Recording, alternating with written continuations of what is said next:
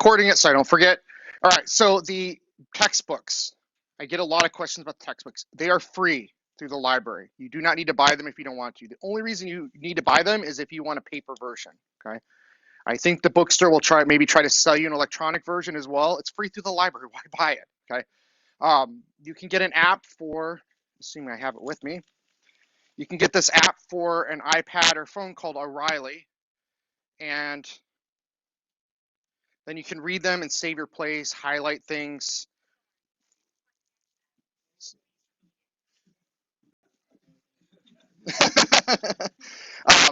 You can set up a bookshelf with all the books from the course. You can search for ISBN in this app, and then you can just read them and it remembers where you left off. So it's kind of nice. You don't have to worry about carrying around a bunch of books. That being said, you can read them in a web browser on a computer, or you can go get paper versions if you want, okay? They're good reference books, but frankly, for this class, for what we're using it for, it might be okay for you to just use an electronic version. I'm not going to do slides for the most part in this class, and I'll tell you why, because these are not regular textbooks. There is not a good textbook for this course.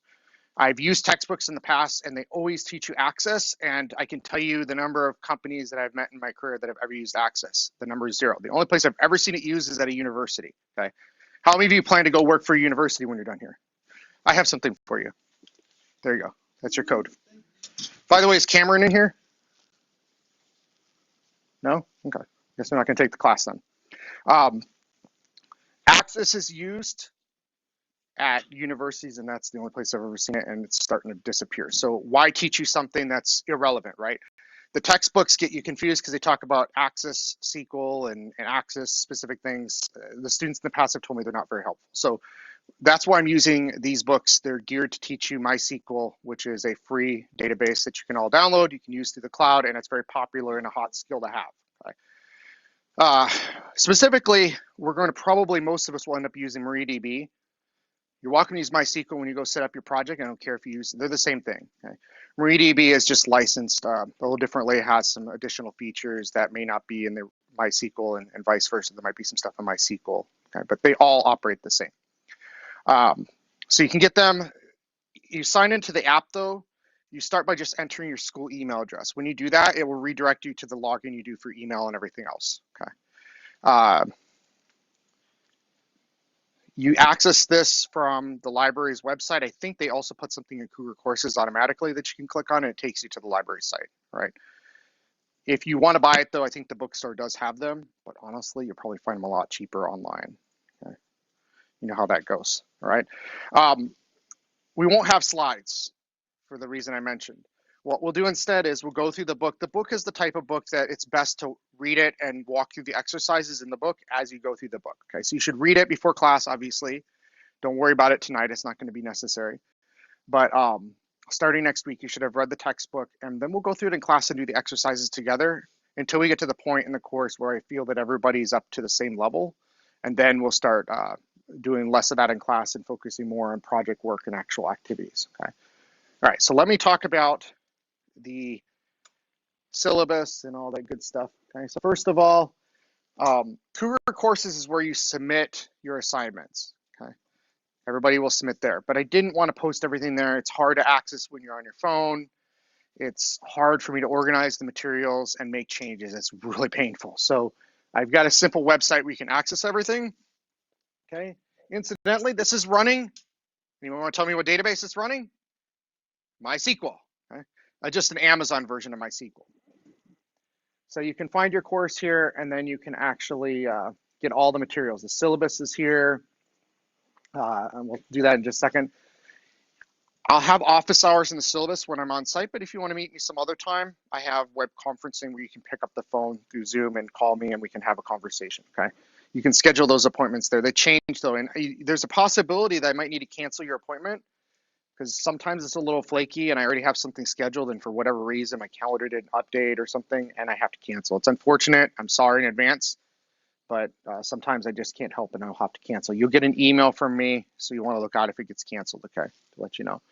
We're going to use Slack in the course, okay? And then we're going to use Cougar Courses for submissions.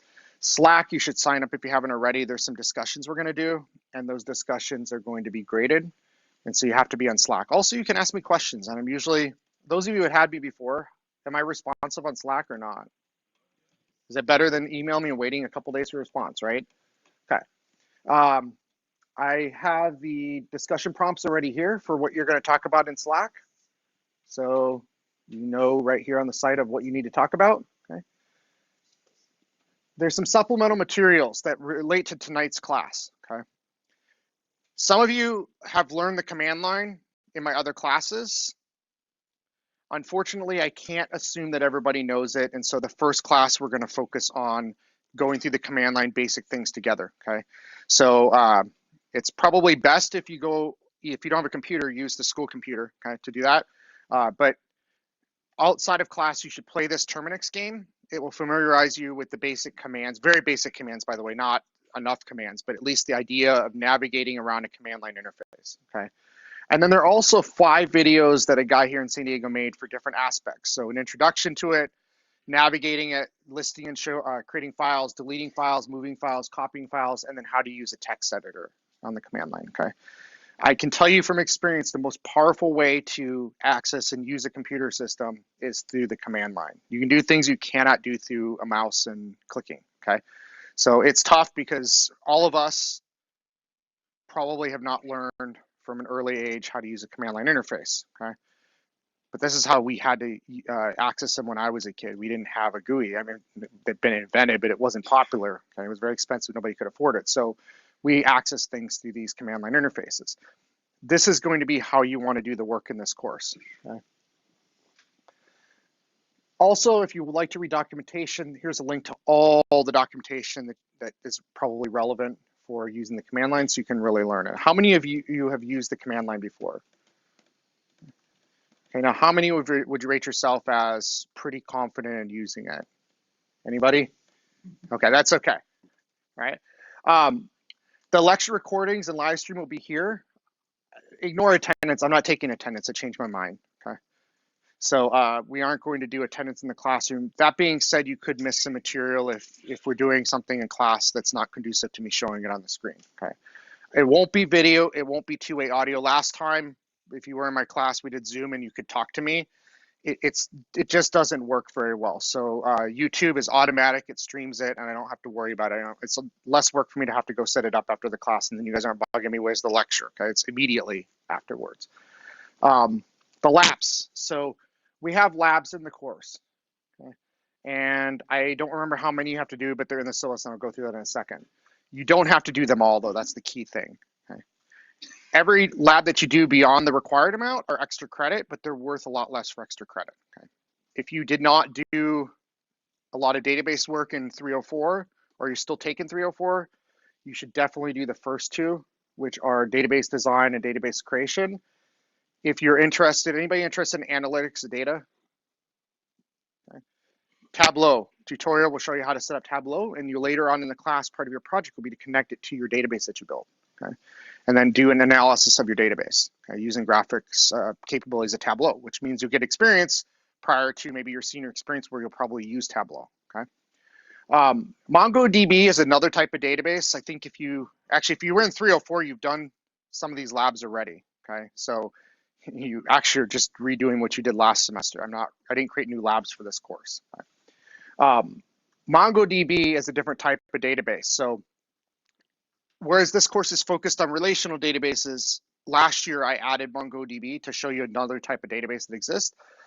We made it kind of a focus of the course as well. That was too much, I thought, for the class, so we've scaled it back. So basically, the last couple of weeks, I'll talk about MongoDB, and it's just something that you learn on the side in addition to the relational, and you can take a look at it. But this lab is something you can do to play with it if you want to on your own, okay? And we actually have, if you're in the MIS Society, we have some MIS students who are, I would say, experts on MongoDB. They went outside of class, learned a lot about it, and now they interact a lot with the people at MongoDB, giving product feedback of how to build their products. So we've got some experts within the college here. The project. So the project is a substantial method of assessment. So 75, I think it's 75%, we'll find out in a second, of the course grade is based on the project activities. Not one activity, by the way. It's just the whole project as a whole is worth about 75%. I got rid of the exams for that reason. The project is a good way to test and give you the experience that you can put on your resume. If you all walk out of here, you do the project and you don't put it on your resume that you did something like this, you're losing an opportunity to differentiate yourself in the marketplace here, okay? So the first thing we're going to do tonight later is we're going to pick a group. And so I'm going to be looking for volunteers to be leaders, okay? I used to call them CEOs. We're not going to call them that. It's the people's heads, okay? It'll be project leaders, okay? We want to find project leaders, and we'll put them up on the board, and you'll put your availability, okay? If we have too many, I'll interview you up here so people can learn about you, okay? And then at the end of class, you're going to come up and pick the group that you want to be in, okay? Don't worry, I'm not going to ask you to do it again. It was hard yesterday, I know. But if you want to, you can. Basically, you want to pick groups based on schedule first and any other factors after that, okay? So you want to make sure you're compatible to meet with people either virtually or in person. I don't have a preference either way, but you need to be able to do updates to each other and update me every week on your progress, okay? I expect there to be a lot more last night, and I got 6, and then you volunteered. Thank you very much for that, by the way. Now, the project is not entirely group graded. I'll talk about when we get into the syllabus. Very little of it's actually based on the group for a grade. Okay, you're going to work in a group to make the work easier for portions of it. At week 9, the group will effectively disband. You go your separate ways and finish the project on your own. Okay, so you're going to work together to do a research portion of the project. You're going to work together on a database design. And then after you do the database design together, then you're going to break up and you're each going to implement on your own and do operations in the database and do your own environment, okay? So the first half of the course, you have that ability to work with others and bounce ideas off, okay? That being said, when you get to the part where you're independent, you can still help each other out and ask questions and talk about things. I don't care about that. But there won't be any graded deliverables at that point, okay? There's going to be just a little bit based on your group working together, but the vast majority of the project will be based on your individual performance, okay? So each week you're going to do these meeting minutes right here. There's a template. People like when I give templates, okay? Ambiguity is not something people like, so you've got a template now, all right? You're going to fill this out each week and bring it to me in class on the first meeting that we have each week, okay? So that would, for this class, be Mondays, generally speaking, okay? Now I won't preview it in here, but we'll open it up. You're going to want to make sure you capture each week who was at your meeting, who was absent. Everybody who was present is going to sign the bottom of the minutes and write your name legibly so I can read it, okay? You're going to document what people worked on, what decisions did you make, did you assign action items to people to work on, who did you assign it to, and you never assign something to everyone or all, because then no one's going to do it, okay? So you always assign it to a person. You can all work on it, but someone needs to be responsible for it, okay? You document who's responsible for getting it done. That person comes up with their commit date of when they can get the work done. You document all that in your minutes. The first week's gonna be easy. You're just gonna be forming your groups, talking about the project, and maybe you might even start saying, hey, I wanna work on this piece. Can you work on this piece and get started on it? Since it is the first portion is a research paper, you don't have to wait for us to get in the material. You can just start doing research on that on your own, and you could probably get that turned in pretty easily, okay? Why is it not working? There we go, maybe it'll work now.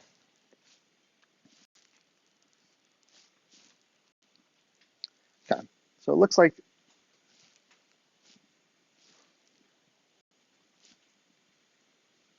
this, okay? You won't have a group number the first week. When you turn them into me and I grade them, I'll set up your group numbers and tell everybody the next class on Wednesday what your group number is, okay? Now, everybody's gonna also have a group letter for your individual person, okay? Your attendees, and oh, wait a minute, maybe not for this class. Take that back, I don't think you do for this class.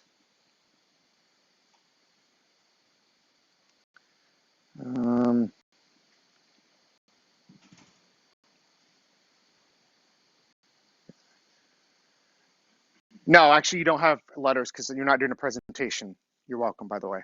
Okay, another gift. Attendees, people who were there, people who were absent. Okay, and you can just replace all this text with what's applicable to you. Okay, for your agenda items. The last page has signatures and your names. Okay. There won't be an assessment of your group at the end. Okay. No matter what I do with that, it always ends badly. So we're not going to do that. Okay. This will be the assessment. I'll do it weekly. If you're there and you participated in your group and I see it in the minutes, then you'll get credit. Simple as that. If someone doesn't show up to the meeting, their signature won't be on there. They won't get credit. And when they come whining to me at the end of the class because they didn't get credit for it, I can turn on and say, well, you weren't on the form. Too bad. Okay. And a discussion. All right. So that's the minutes, and you can download them and set them up for your groups. Okay. All right.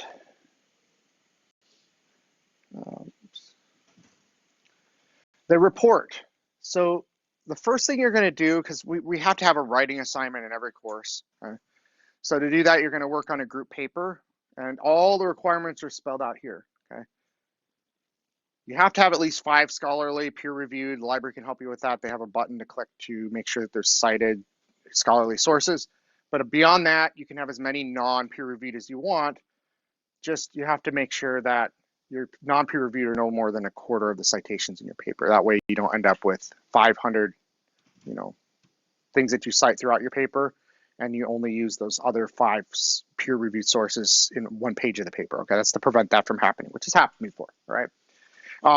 No more than 3 direct quotes is another key thing. Paraphrase and cite. I always cite no matter what. Okay, if you take someone else's idea, too many quotes is basically just taking someone else's material and just putting it back in your own document. Okay.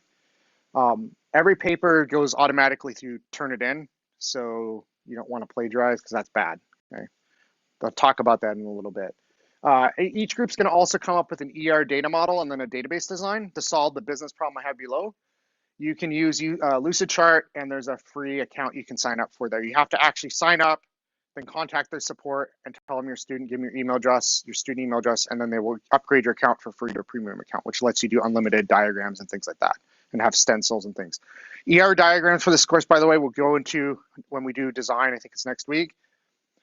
I recommend you use the ER diagram software for a variety of reasons. 1, it looks nicer. 2, you don't have to draw everything by hand. There's already the arrows and stuff are already there. You just select them. But 3, most importantly for this class, it generates 90% of the SQL code you need to build your database, and then you have to just go in and clean it up and make sure it looks okay. Okay. So it'll at least give you an idea of what you need, and you can just go fix the little nuances that aren't 100% correct. Okay. And then you just copy and paste it into your SQL editor, and you're good to go. Okay. So it'll make creating the database design a lot easier for you. The business problems here, it's just a simple problem of there's a store, it needs a new database platform to manage these types of data. Beyond that, that's up to your team to decide what that data would look like in your design, and then you'll go and implement it individually out in the cloud. Okay. By the way, if you have some fundamental reason why you don't want to use a cloud system, like you just absolutely hate Amazon or Google and you don't want to give them your information, you're welcome to set it up locally on your own machine, but I don't have facilities for you to do that in here. These computers, you can't go and set up a database on, okay? And IT doesn't have a facility for that. So if you feel that way, you'd have to set it up in your own personal computer, which could really exhaust the resources on it, okay? But it's doable. I've run it for this class on my computer before. After you do the group portion, which are those 2 pieces, the rest of it's up to you individually, okay? So the first thing you're going to do is you're going to implement your design using either Google Cloud or Amazon Web Services. That information is going to be posted. If I didn't already post it in Cougar Courses, there will be information out there for how to do that. Okay, you'll be able to sign up for, use a coupon code for a Google account, or just sign up for AWS Educate, which is free and doesn't require a credit card. Don't enter a credit card no matter what. Okay, if you get asked for one, you've made a mistake somewhere.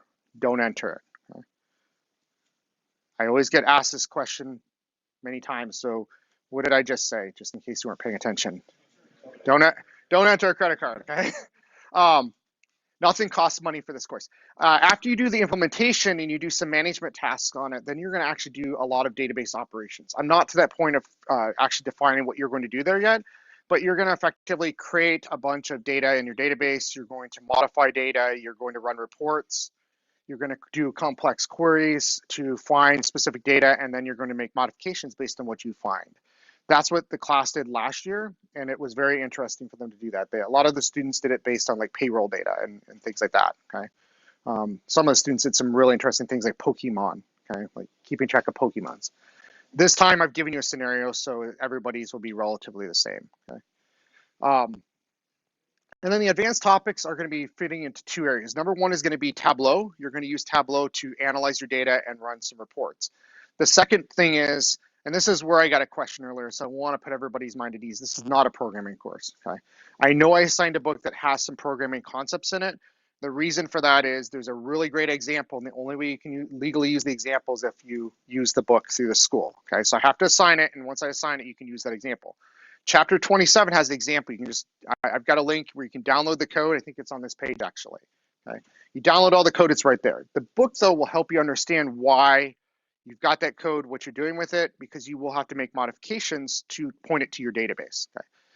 These are simple modifications to configuration files. You don't need to go writing any HTML or PHP or Perl or JavaScript or anything like that. You can though, however, be willing, if you're willing to do that and you're interested in that, you can. And you might get extra credit for doing advanced things beyond what I assign. Okay, so there are some opportunities to make some extra credit. Okay. The rubrics. So we don't have oral in here, so we just have written. So the written communication rubrics here, this is what your paper is going to be graded on, so you should review it, right? Now, let me go up to the syllabus, but before I do that, questions so far? I'll cover a lot more details about policies in a second. Yes? Yeah, basically screenshot of what you did, talk about what you learned, that sort of thing for the lab, yeah. Yeah, just a brief write-up. Doesn't need to be substantial. If you've had me before, you know that labs are pass-fail. You either did it, you made an effort to do it, or you didn't do it at all. Okay. If you, I say this and everybody thinks I'm joking. If you probably, screw you, professor, you're never going to read this. I do read it. And that person didn't get a grade on it, they got an F for it. Okay. So that's a fail. But if you actually do the work, you get stuck, document the error and tell me what you think went wrong. Okay. You may not know what went wrong, but tell me, because I want you to learn. And that's one of the things we'll do in this class, based on the feedback from your class, actually. More troubleshooting. We're going to actually troubleshoot some real problems and learn how to do troubleshooting. We'll do it as a class and work through some exercises in class, and we'll do it in smaller groups. Okay. That'll be very important. So you're going to want to be able to do that in the labs if you run into an issue. Okay. Now, my office has moved, apparently, as of yesterday. I discovered it when I couldn't get in the door anymore. I'm now across from Dr. Sun's office on the floor above us in the back corner, okay, overlooking the courtyard there. I am going to be here before spring break. I have different office hours than after spring break. So pre-spring break, I'll be here a lot during the week on Monday and Wednesday. I'm not going to be here much on Tuesday. I won't be here Thursday and Friday. On post-spring break, I have a teaching commitment up north, so my 304 class will continue online. This class won't be affected because it's at night, okay?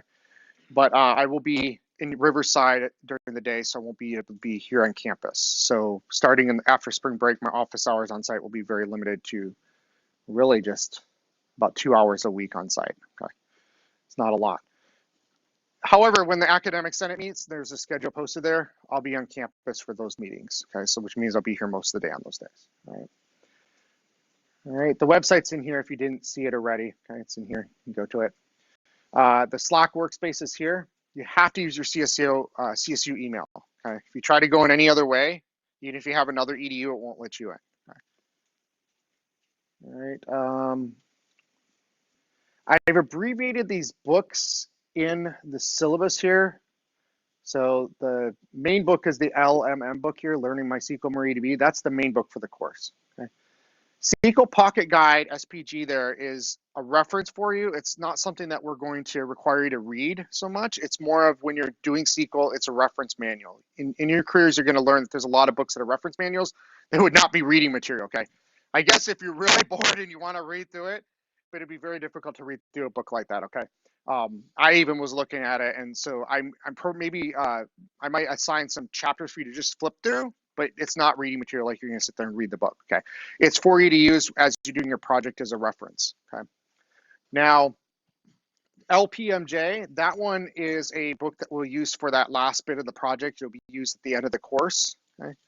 So if you decide you do want a paper copy of the book, my recommendation is if you, I don't think you need a paper version, but some people prefer paper. If you're going to get it, I would only get the first one and maybe the second one. I would not get the third one because we're going to barely use it. Okay, just going to use it for the project. You can use that link to get to the books. Okay, I already mentioned the app. Don't cheat. Don't tell me that you took and submitted something or you took an exam or something, okay? Because there's a log. I know that you didn't do it, and that's bad, okay? It's better to just take the bad grade for not doing it. If you have DSS paperwork, come to my office hours. Don't bring me the paper, okay? So come to my office hours. What else is important here? Late policy. That's very, very important. So there are 4 assignments you absolutely, under no circumstances, I don't care if your grandma died and your mom died, it doesn't matter for these assignments, okay? You can't submit them late. And it has to do with timing and other people in the class being affected by these particular assignments. Anything else, I'll accept late for up to a week, subject to these penalties, okay? So you can't turn in the minutes late. So if you turn them in, that's great. If you forget to turn them in, your group's out of luck. So make sure you turn them in when they're due, which will be Monday by the end of class. Okay? The ER diagram, you can't turn that in late because that affects everybody in your group being able to continue on with the project. Okay, so that's very important that your group gets that done on time. The database operations, because of when it's due, I've made it where it's due very late in the course. It's a lot of work for me to go through and make sure you did it correctly and whatnot. So you need to complete that actually when it's due. You won't be able to submit that one late. And then the advanced topics, again, because that's due late in the course, that one you won't be able to submit late. In fact, that one I think is due on the last day of class. Speaking of which, did Cameron walk in? Yeah? No? I saw some people came in late, so I wasn't sure who it was. I wasn't paying attention closely. Okay. Anything else you can submit late. I don't care the reason. You don't need to tell me the story. Doesn't matter. Okay. Yeah, grandma. And I have nothing against your grandma, okay? Or your mom, okay? But we got to be reasonable, okay? I used to not accept anything late, but I'll accept those ones late. If you forget to take an exam, though, you're screwed, okay? Except not in this course, because I forgot we don't have exams, so don't worry about it. No makeups. That threw me off the exams there. I reuse stuff from the syllabus. But there are no makeups, okay? So if you forget to do an assignment, there's not a makeup for it, okay? You need to make sure you do it. Attendance, you should attend. I hope you'll attend. I assume you're paying money to go here, right? So it's beneficial, but I understand if something happens, you get stuck in traffic or whatever, make sure you're keeping up with the lectures. Don't say, oh, well, I'll get to it next week, and then forget about watching them, because watching 16 weeks of lectures, I know that you love to binge watch, I don't know, Breaking Bad or something, right? But you probably don't want to binge watch my lectures, okay? So just be aware of that. If you're absent, I don't need to know, okay? I really don't need to know. It's not going to affect anything. I'm not going to change the policies just because you're absent for some reason, okay? Just go look at the syllabus and the website. Everything's out there. I look at the student feedback that they wanted more clear objectives and more clear of everything in the course. So there's a website and a syllabus with everything you need to know. Everything's there, okay? And if it's not there, it will be there eventually. It's more around the project stuff is still being determined. Okay? If you fall behind, that's your responsibility to catch up. I'm not going to do private tutoring to catch you up because you decided to play hooky from school. Okay. All right. Your grades, there's 1,000 points plus possible. There's extra credits, so it could be more than that, but the policy here is A is the top grade. Okay. Anything beyond that, if you really want, I'll say add a boy, add a girl, whatever. Okay. But beyond that, that's it. Okay? I'm practicing for my comedic routine. Okay. I think I'm going to try to do that on the weekends. Assignments. So this is a table that kind of concisely talks about the assignments and how it's graded. Okay. Based on feedback, the group grade is only 20% of the project points. Okay. Everything else is individually.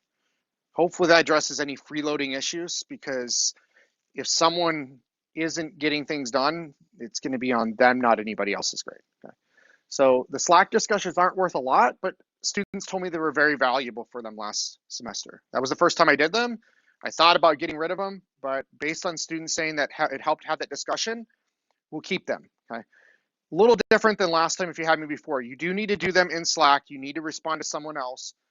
But in order to get a grade, you actually have to screenshot it and put it into Cougar Courses for me, okay, into the Dropbox. If you don't do that, I'm not going to grade it. So it's not sufficient to just go do in Slack. Some of you probably realized from my other class how big of a pain that was. I missed people, like they posted and I missed them, and I searched for them, I didn't see them, and then sure enough, they sent me a screenshot. They actually did post and I missed it somehow.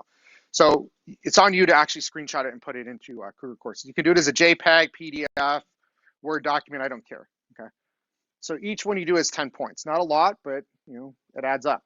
The labs, there's 4 of them that you have to do in this class. I think there were 5 possible. So you have to do 4 of them anyways. That equals 200 points. So they're 50 points apiece, which basically means 5% of your grade each time is based on a pass fail of you just doing the work. And it's not a lot. Most of those labs can be done in an hour or 2 at the most. Okay. Some of them take a little longer. Some of them are pretty involved. The project, though, is worth 75% of the grade.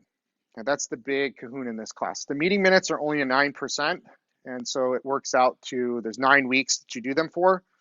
After week 9 is done and you submit it, you don't have to do those anymore. They're just for the group portion, just to keep tabs on the group. Yes? I'm looking at the syllabus. I printed this out, and I think over the weekend, and I'm seeing that it says here that there are 2 labs. I made changes to it, yeah. So there's 4, yeah. Okay. Yeah. I was still working on it up until Monday, just finishing things. So there'll be 4 labs. There's 5 to choose from. You pick which 4 you want. You don't have to tell me, by the way. You just post it and you just put the lab number in the Dropbox. There's 4 Dropboxes, so you just put it in the appropriate Dropbox and you're good to go. Yeah. Question for the project in the individual section. Mm-hmm. If you're going to be using code elsewhere in your project, do you need a reference who you're using or who you're using that code from? Code for your project. Are you talking about like the thing I was just talking about where you build an interface using their existing code? No, because it's not a paper. So in that case, I know that you're using that code. So in that case, you don't need to. You're just going to go build a website. It's just going to look like his website, and it's just going to point to your database instead of his database. If you want to do more to it, what you're going to do, because what you're going to do is you're going to provide me screenshots of it. And I may have you actually provide me access just to make sure you didn't copy someone's screenshot. So I know that it's yours, not someone else's in the class. So I may have you provide me access to the website that it's on. I'll determine that later, but yeah. I'm not going to have time to review the code itself. Yeah. So yeah, if it were a programming course, then I'd do that, but I'm not going to do it for the code itself. Yeah. Because I think most people are going to probably just reuse the code, put the database stuff in. Most people probably won't customize. Yeah, unless you're ambitious. Okay. The written report's 10%. So that's worth 10% of your grade. You work on it as a team, which effectively means if you've got a team of 5 people, you're only doing about 2 pages each. So it's a pretty good writing assignment, better than doing one by yourself. Okay. The ER diagram, 10%. That one doesn't have a rubric. Okay. Since your designs are probably going to vary, I'm going to look at it as a practitioner to determine what I think of it. So it's going to be my judgment on that one. Most things in here have a rubric, but that's a case where it's going to be my judgment based on if it looks like a sound design, which we'll talk about how to do proper designs and things like that. Okay. Not looking for it to be perfect, but I'm looking for you to have understood the material and understood how to do a good design for the course. Okay. See, the individual portion is worth 46%. The group portion is 29%, but only 20% counts as a group grade. The individual portion, your implementation and management is 15% of your grade. And this is based on the accuracy and the fact that your implementation functions. That I'm going to want to have access to because I want to go in and actually make sure it's a functioning database environment and that the tables look good and things like that, okay? Don't worry, when we get to that point, I'll tell you how to enable me access, okay? You don't have to enable it permanently. What I'll do is I will give you my public IP address for my house, and you'll whitelist that in your server to allow me access on the MySQL port, okay? So when we get to that point, I'll have you go, I'll do that, I'll do it, and when I'm done, I'll let you know that I'm done with it so you can turn off the access, okay? Database operations will be 21%. There's going to be a variety of things that you'll do. You're going to insert data, you're going to modify data, delete data, run reports, that sort of thing, okay? A portion of that for each one of those areas. And you're going to do that on your database and report that out to me. And then the last thing is the 10% is for the advanced topics. So you're going to do the Tableau and you're going to do the code where you're going to copy someone's PHP website. It's basically like a social media website that you build from this code, and it talks to a database, and you can build a friends list and stuff. Okay, it's a pretty simple. It's not like a Facebook, but it's like Facebook was 15 years ago. It kind of looks a lot like Facebook 15 years ago. Okay, so you're building your own little social network. That adds up to 1,000 points, which you divide by 10, that's 100%. Okay, if you get 1,000 points. There's a table above for all that, though. Yeah. Sorry, I was changing the numbers for, I was changing the numbers on my syllabus. And this is on the website too. Okay. Now, I talked about the Slack, I talked about the labs, I talked about the project. The last thing is the schedule here, which may change, may flex. There are going to be some times where you were in my cloud class. Yeah, okay. Yeah. I was trying to, there's only one person who said they were in my cloud class earlier, so I thought I recognized people from my cloud class. All right, down here, the course schedule, okay? Unless I specify otherwise, things are due by the beginning of class on Monday, okay? Gives you a little bit more time. Normally assignments are due for professors on Sunday night. I know that everybody's class does that for this class. It's normally Monday at 6:30, okay? Unless I specify in that column a different time to make it, there might be an assignment I give you a little extra time on because it's pretty difficult, okay? There are the readings and the ungraded assignments here, just so that, if you haven't had my class and you didn't know about command line, you should watch these videos, okay? You should play that game. But if you did it already, don't replicate the work. You've got other things you can probably spend your time on, okay? This is a 4-unit class. You're probably going to spend between 8 and 12 hours a week on this class, outside of class. Depends. Some weeks more than others. The first week, probably just some reading. I don't know how long it takes you to read. Maybe you're a speed reader, okay? As we move through the course, it will take you a little longer to do the work. Okay, so just be prepared for that. These are the labels for the books of the chapters. Okay. Again, a lot of times you should go through and do the exercises. Don't just, I guess you could if it helps you to just read through the chapter first. That might be helpful. It all depends on your learning style. I don't know how everybody learns. For me, this is what I do. Okay, take it with a grain of salt. I usually skim a chapter, then I pull up my command line and I go back at the start of the chapter and I go through and I do every single exercise in it. That way I kind of see a roadmap of what I should be expecting to see, and then I go do it, okay? That's probably the best way to learn the material in this course, is actually practicing it, okay? Other courses, like the security course, are policy-based. There's not really a lot of practice in it, as we said last night, right? But this class is going to be very hands-on. You're going to want to practice the work in it, okay, and actually be doing things in it, okay? Now, what you need to do, in addition to the reading and understanding things for next week, is you need to have your meeting minutes for your group done. Decide how you're going to meet. At the end of class, I'll give you time to get in your groups, okay, and figure that out. You need to make sure you have those done by Monday of next week. So you need to meet somehow virtually, even if it's for a very brief period. Now, going forward, you need to meet virtually or in person. Now, I'm okay with asynchronous meetings. If you can't get together every single week at the same time, that's okay, as long as you're all equally updating each other asynchronously through Slack or whatever mechanism, okay? There's no need to add me to your group chats. If you set them up in Slack, you can set up private channels. I turned off public channels because it confused people. They would set it up and they didn't understand what other people in the class were in their channel and would get confused by it. So private channels only, you can set them up, you manage them, you add the people to them, okay? You don't have to use Slack if you don't want to for that purpose, but it might be convenient to do so. The other thing you have to do is you're going to need to set up your GCP and or AWS accounts, depending on what you want to use. You might want to set up both, because I'm going to show examples in both. I have $25,000 in AWS credits to use up, so I will try to show some things in there, because I can show you some things that I couldn't show last time in the cloud class because my AWS account didn't work, okay? I will also have you set up your GCP, okay? There are going to be coupon codes for $50 for the GCP. If you run out, it's okay. You need to just ask me and I'll send you another one, a link to get another one, okay? Now, be responsible. When you're not using something, you should shut it off, because every minute that it's running, it's billing against that credit that you have on file. Some services you select are free tier, which means no matter how long it runs within a year, it's free. Okay? Other things are going to cost you money per minute against that credit. Okay. So for example, I have a database server for this website, and it burns up, I think, $16 or $17 a month just sitting there running for the website. Okay. If you have a $50 credit, that's not going to last you the whole semester. Okay. I have a large database server. I actually have a cluster in Amazon of database servers. So I actually have a huge one that's actually clustered. For all your projects, you can probably get by with one of the very small ones, which really are free. Or at the very least, the next size up would be probably $1 a month or something like that from that credit that you have. Okay. I will show you how to do that. If we have time today, I'll do it in class. Otherwise, we'll do it starting next week. So we'll just have to see how things go.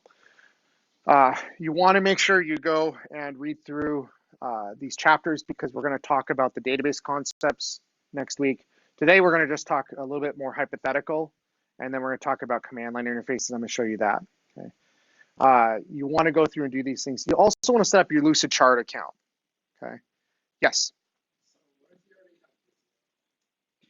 You can use Visio. The problem with Visio is it's hard for other people to share files with them, because not everybody has it. And when you convert between the tools, it can be a little problematic at times.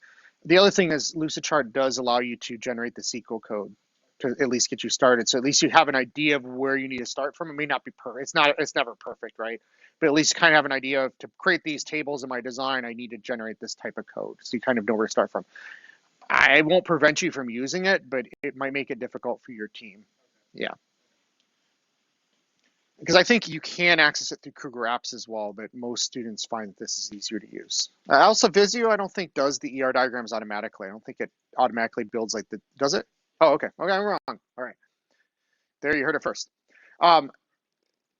The next few weeks, aside from your minutes, there's really nothing due. Okay.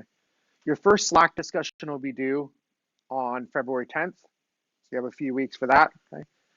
And then your design, this is a critical one for your team. Your design is going to be due on March 23rd. I don't know why I didn't move that. Okay. That's an error on my part. I gave you more time to do it. Right here.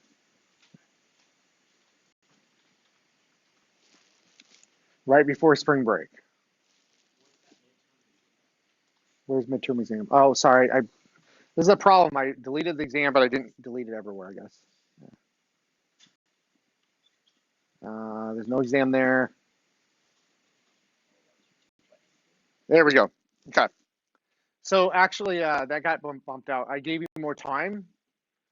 That's not to say you can't do it sooner. So if you want to have more time to work on the implementation and the operations, you can turn it in sooner for your group and be done with it. And then you can all have more time. So there's an advantage to turning it in earlier. Okay. What you want from me, though, is feedback before you go and implement. So if you turn it in early, you're going to get feedback from me sooner, which means you can start on the rest of your project. Okay. So I bumped it out just because I thought that that might be helpful to some folks who might have other commitments, but you probably want to try to turn it in earlier. Okay. So then in that case, your first major deliverable is going to be on the that week, okay, the week of the 23rd. You're going to have 2 deliverables due, your design and your written report, due on the same day. Okay. So you may want to space that out. After that, you have your spring break, and then your labs are going to be due in early April, all of them at once. Yeah. Not going to be due every week. That's too big a pain in the butt for me. Okay. So I try to, yes. You can always turn things in early. There's no like harm in doing that. So yeah.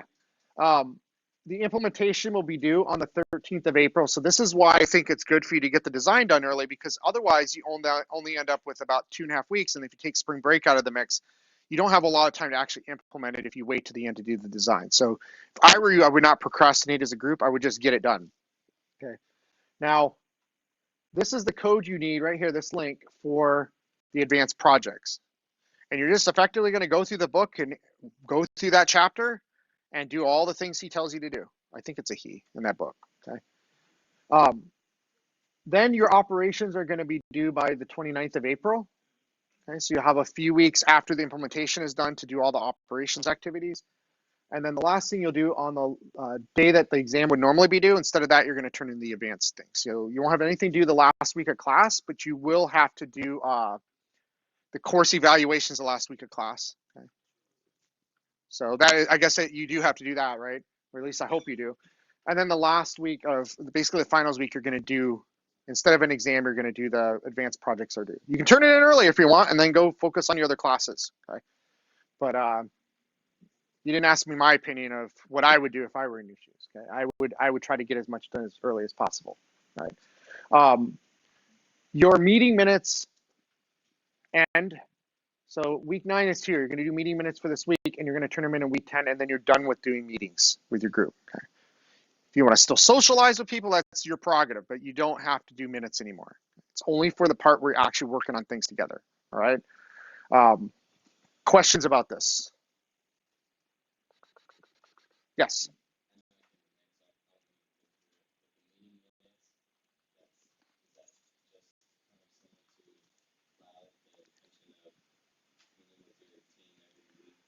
It's a little different. You're going to print them off, and the people who attended are going to sign them, and you're going to indicate who was there, who wasn't, what decisions do you make. You're going to print them off and just turn them in at the beginning of class. I'll look them over. If I have concerns, I'll reach out to you. You don't need to meet with me. In fact, I probably won't have the time to meet with groups.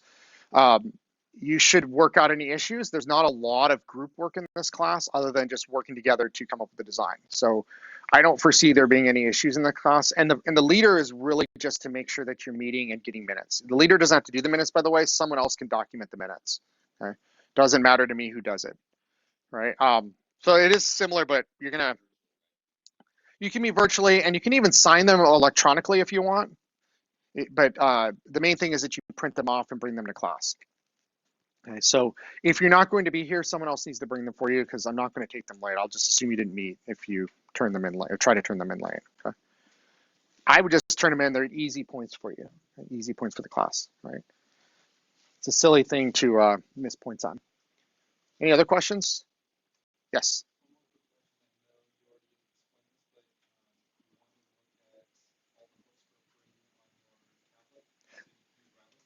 O'Reilly. So O'Reilly is the publisher. And be careful, because there's 2 apps from them. There's one called Safari. They've deprecated that app. It's for older accounts. The schools, I learned this through trial and error. It's called O''Riley, REILOY. It's actually, I think, in the syllabus. But it's the name of the publisher. So if you go to the website for the school and you go there, that website actually, once you log in, has the app that you can download to your device. And I don't use it on my phone, but they do have a phone app, so you can do it on your phone. But I do it on here because I can actually set this on a pillow and read it just like a book. So, and again, it's got additional features that you don't get with the paper book, like being able to highlight code, and you can copy and paste it into, I think you can copy and paste it into like your browser. If you're using a Mac, you can copy that on your computer. If you've got a Mac computer, it pastes from your thing if you got it set up. So you can just copy and then paste it into your screen here. So it's kind of cool if you've got that. But it's free. So unless you want a paper version of the book, you don't need to spend any money for this course. Okay? I know how expensive books are. Right? If you do want the paper book, you're going to find it cheaper online, by far probably. We had a question here. So I know for the 418 class you mentioned about that MIS Society going to them for extra credit. Yes. Would you offer the same way? Same thing in all my classes. So if you're in any of my classes, and I've got people that are in one of your classes, I will do extra credit for attending the MIS Society general meetings, which they have every 2 weeks on Tuesday, is it? Do you know? Or No, okay, every other Tuesday. Details on the MIS Society's website. You attend those, you got to just check in with them. They'll have you sign in, put the class and the professor. You don't need to tell me you attended, okay? They'll tell me. So I'm going to go off whatever they say, not what you say. So they're keeping track for me. If you attend one of their big events, you get more points. So they've got, Vita's supposed to send me some details of the events they're going to have. I think there's going to be 3 this semester. If you attend the bigger events, you get more points. So you guys, I don't remember who else. I don't know if you went to the MIS Society event last semester. I know you guys did, because I remember seeing you. At least I remember seeing you there. I don't remember if I saw Anna there or not. You were there. You guys were there too. Okay. it was a good event, and so you get extra credit for going those types of things, and they're fun and they're networking. I do want to mention one thing I mentioned to Vito earlier, very important. How many of you are going to be looking for internships this semester, or starting this semester? Okay. You need to link up with the San Diego Tech Hub. Join it. Okay. It's a great place to try to find jobs locally. People are willing to help you. Okay. San Diego Tech Hub. It's Tech Hub, yeah. They have a website. They have a Slack group you can join. Okay. If you go into the Slack and you start communicating in the talent channel, and you say, "Hey, I'm a student at Cal State San Marcos," alumni from CSU are on that. Okay. They're actually part of the leadership. You say, "Hey, I'm an MIS major. This is my interest." Don't just say, "Hey, I'm looking for a job." That's not gonna be helpful to anyone, right? You need to be specific. So I'm an MIS major at CSU SM, and I'm really interested in trying to find an internship. If you don't care if it's paid or not, you're going to get probably more hits if you say that you're willing to work for free, okay, for an internship, okay? But tell them what you're interested in. I'm interested in data analytics. I'm interested in database management. Can someone help point me in the right direction, right? Be willing to do your own homework. Don't expect someone to give you a handout of exactly, a role or something. But a lot of people are getting responses from the community. That's the purpose of this community. It's been about a year old now. Before that point, San Diego's tech community was very fragmented. You had people in Sorrento Valley, people downtown, and they didn't know each other. Okay? People up here. Now we've got thousands of people in that group. Okay? I'll admit I don't actually attend. Okay? I haven't had the time to attend. I was actually part of the folks who originally thought this was a good idea, but I never actually was able to spend the time on it. So the good news is there's a lot of really great employers. Viasat has people there here locally. Walmart Labs, Claude Jones is the founder of the Tech Hub, and he's effectively CEO. That's not his title, but he's the CEO effectively of Walmart Labs here in San Diego. Okay? They have a lot of jobs. There's people from FICO. Did you know that FICO has a big office in Carmel Valley down by Del Mar Heights Road off the 5? Well, they do. Okay? And a lot of jobs. I know a lot of people that are friends of mine that work there. A lot of companies you wouldn't even think about here in San Diego. We've got a unicorn in San Diego, a tech startup that's a unicorn. Does anybody know what it is? Shield.ai, multi-billion-dollar company club, startup based here in San Diego, looking for a lot of people. So these are all companies you may not think about. Then there's a lot of startups. There's a huge startup community. Speaking of which, in May, San Diego Startup Week will be here again in May sometime. I don't know exactly when. It's usually a week-long. Part of it's at the convention center. They usually offer a student rate. I think it's about $40 or something for students to attend for an entire week. And it includes access to things, meeting people, networking events. If you're into beer and that kind of stuff, they usually have like pub crawls and things like that. If you're old enough, I'm not trying to advocate underage drinking. They usually do cross-border events as well with Tijuana. So they usually have an event that's in Tijuana. And so if you have a passport or passport card and can go across the border, then they usually have an event down there. And it's a lot of fun, and it's a good way to meet people that are from multicultural companies. I'm maybe going to be a speaker there. I don't know yet. I've published a request to speak. And so I guess they're doing a voting. So I will be posting once they send me the link of if they decide to pick me as a shortlist, then I'll post it and you guys can vote for it if you want to hear me speak. Okay? I'm going to talk about remote work environments if they ask me to speak. Okay? But they have a lot of startups there that are looking for people. They have startups exhibiting, and they have a lot of really useful information if you've ever thought about hanging your own shingle and forming your own company. Okay? So it's a great way to network as well. Yes. San Diego Startup Week. Yes. Mm-hmm. Yeah, they've got a website. Usually it's sometime in May, yeah. I think it was the end of May last year, right around Memorial Day. Okay. All right, so, yes. We have 40 people exactly in the class. No, actually, I don't think we have quite 40. No, actually, if we added those 5, then we did. So if we got everybody, there's about 40. So I'm going to ask the question of how many people would volunteer to be a leader? That's it? 2 people? We can't have groups of 20. There's no way it's going to work. Okay. Who's going to be a leader? Come on. You got to be a leader in world of tech, okay? The perk of getting the experience and saying you're a project leader. Yeah. It's not a lot of work. It's literally just you get to decide the availability. It's based on your availability as a leader. You get to decide when you're going to meet. So that's the advantage. So we got 2, 3, 4. Anybody else? That's it? 4 people? It's going to be hard to work on that project in groups of 10. David?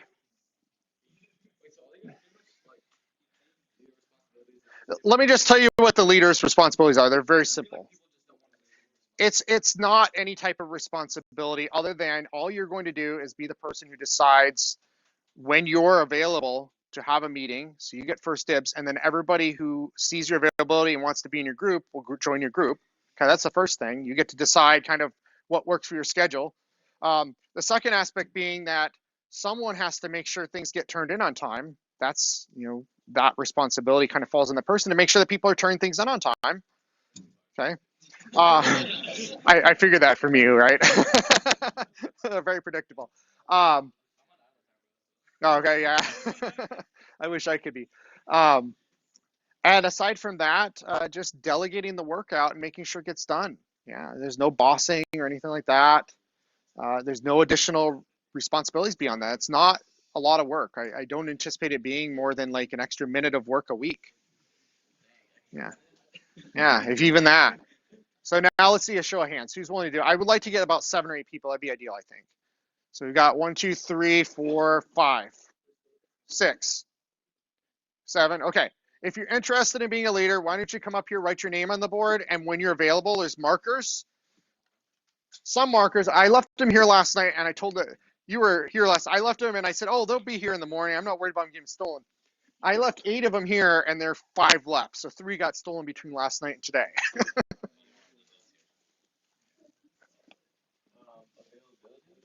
Like when you're available to meet, and either virtually or in person. I don't care which, whatever works best.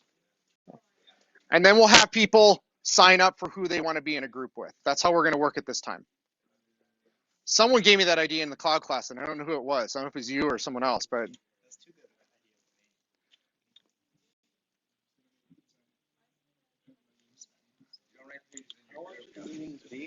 you're not going to need much time in the beginning, maybe 10 minutes, and then the more you get through the course, you might need more time depending on what you need to talk about. It's going to vary. Yeah. I'm just wondering, like, what kind of window should I put? I would put like within like hours or half-hour windows. Yeah. Just kind of like a broad range of when you're available. Yeah. Now, the other thing is after you pick a group, you need to exchange contact information tonight so you can meet, okay?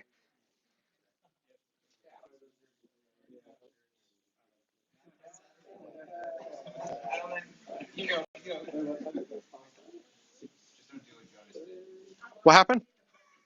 He blocked in other people's names already?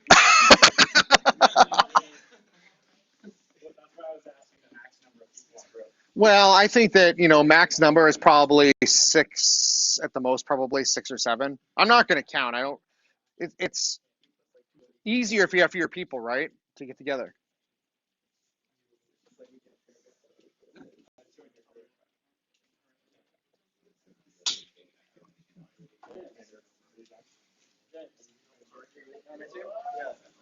Saturday's cool, right?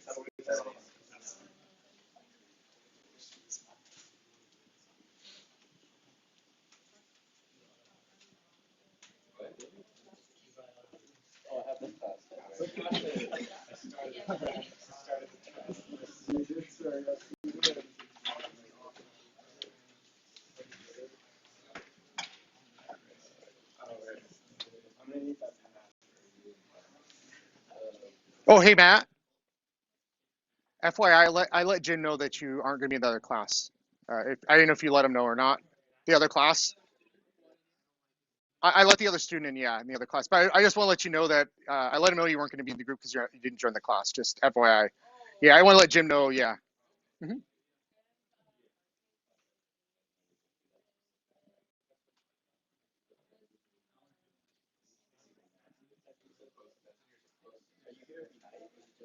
Me? I'm here Monday, Tuesday, and Wednesday. Yeah. Yeah. I don't have any classes on, well, I have classes on Thursday morning, Riverside, but I don't have classes on after mid morning and Thursday. And I don't have classes on Friday. Yeah. Yeah, I got lucky. But I do have 2 weekends I have to do Saturdays. because I'm teaching in the MBA class too, 2 Saturdays of it. Yeah. I'm teaching an MBA class at UCR in the spring, which starts in April on Saturday. So I'll have 10 weeks of having to go in every single Saturday. It's going to suck. Yes. Yeah, once we get the availability up, everybody else can go up and sign up for when you want to, what group you want to be in. Okay. If we end up with too few people in a group, we might need to merge them with someone else. Yeah. Actually, I don't think that's an issue. If there's too few, as long as your group is okay with that, I think that's okay.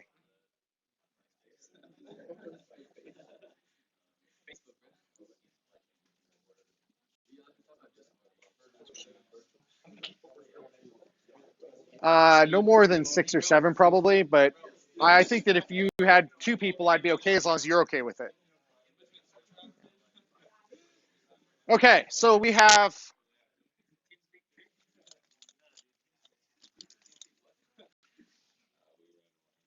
a lot of choices. So we have Jonas,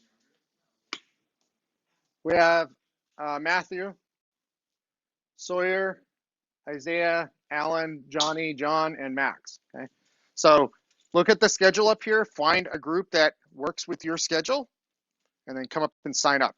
Okay.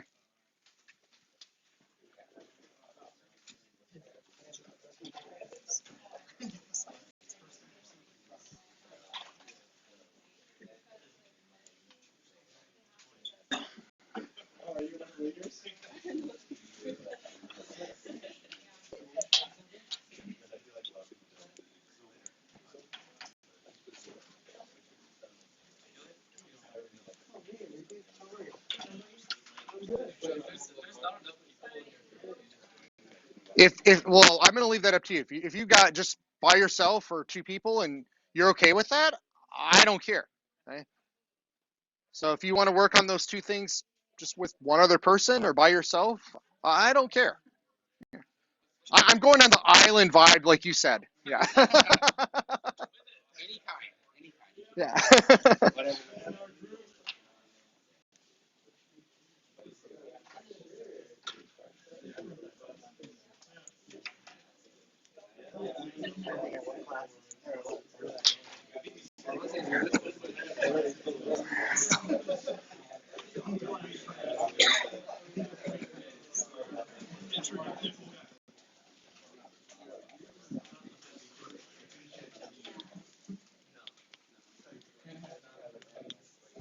I'll write numbers before we leave, and then you'll know what group number you are. How's that sound?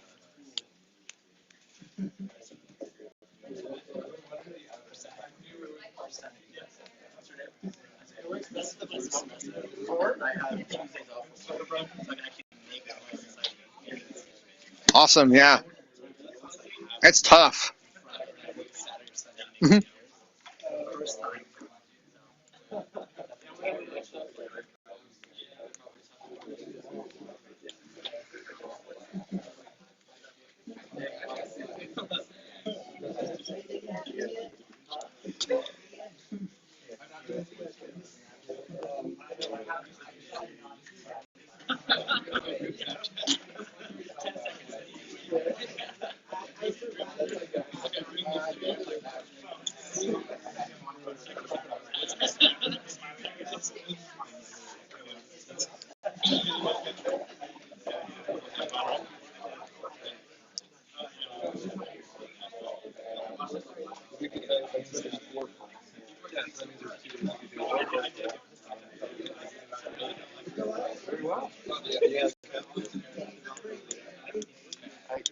Is it John Soka? Is Cameron also the name? Because I've texted him, which I figured it might have been. He said he was on the waiting list for this class. For you. It might be Cameron Soka. Yeah, that's it. Yeah, it's him. Yeah. I'm on texting. He said he's got jumped in a couple other classes and he's in what do you call it? He's got sports. He's got. So he's not going to join, or okay, cool, thanks. I figured it was him. Yeah, I appreciate that. Yeah. In the dark, and I'm like, he goes, yeah, for Underhill. Yeah. Okay, cool. All right. Anybody else? Everybody up here. I asked this last night and someone didn't sign up for some reason, so I had to sign up to a group. Nobody's missing up here? Okay. Okay. So I'm okay with small groups. This is 3 people. That's okay. Okay. This one only has 2 people. Are you okay with these 2 groups that only have a couple people? First of all, Sawyer's group. Are you okay with a small group? You guys can either merge or you can stay in a small group. Who joined Sawyer's group? It's Jesse. You're right there. I don't know who the person is. Who's this person? You. Okay. So are you okay being in a small group with them? Those 2 guys in the back. You okay? Okay. So then the question is, this group, Johnny M, whoever, I don't know who that is. Okay. Emmanuel, who's that? You 2. Are you 2 cool to being in the same group? Just a small group? Cool. All right. That leaves Max. He's all by himself. Which one? This one here? Okay. Okay. Easy enough. All right. So that means what we're going to do is assign groups. Okay, Jonas, I know you did this on purpose because now he's in group 1. He did that on purpose. He did that last time too, I think. Here's 2. Sawyer's will be 3. This is 4. This is 5. This one is 6. And this one is 7. Okay, so we'll have 7 groups, which actually is a good amount. Those of you who are in small groups, there's nothing wrong with it. It's a small project from the group perspective. So maybe that'll mean there's less arguing about how to do it. I don't know. All right. So I'm going to take pictures before I go. You're welcome to take pictures of your group before you go tonight. Okay. Make sure that you know everybody's contact information for your group. Okay. You're welcome to. Just be aware that I'm going to be taking pictures of it. Well, I take pictures first because my photos are in iCloud. I don't want to have your personal information in my iCloud. Okay.